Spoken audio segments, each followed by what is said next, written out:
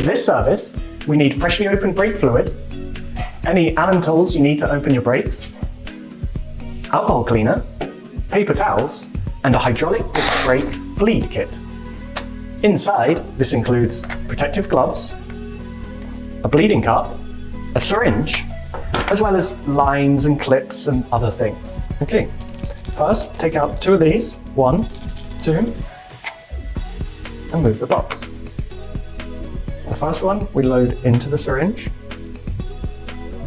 The second one we put on here. Then slide it through there and add to the syringe.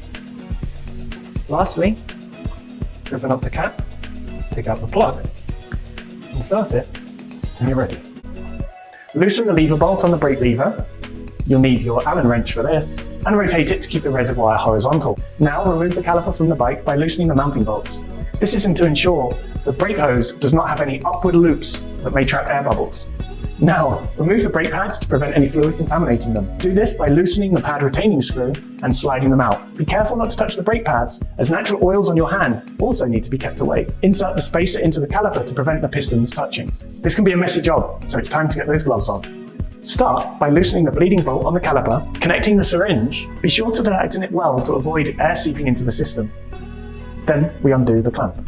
Now remove the bleeding bolt on the brake lever and mount the bleeding cup finger tight. Pour a little brake fluid into the bleeding cup and then pull out the plug so you don't let any air into the system.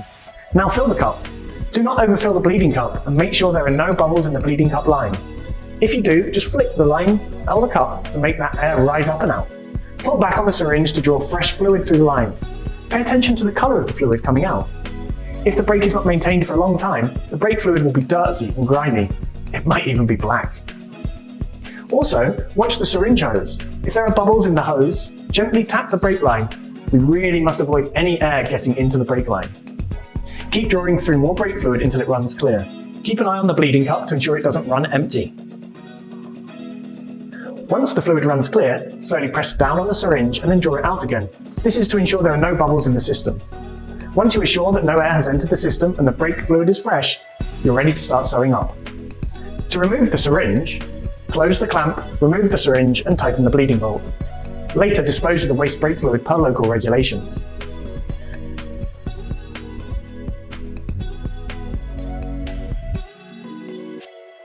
We work down to up, as that's the direction the air also moves. So the last steps are to insert the plug back into the bleeding cup and tighten the bleeding bolt that again seals the reservoir.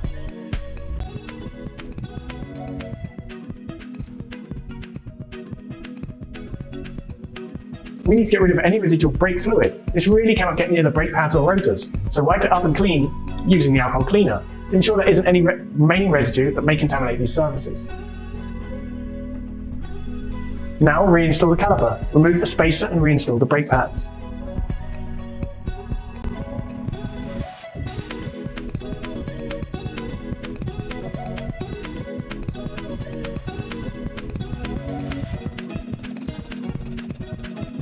Finally, adjust the angle of the brake lever back to your preferred position. If your brakes still aren't performing as expected, please check the troubleshooting on our channel, linked below.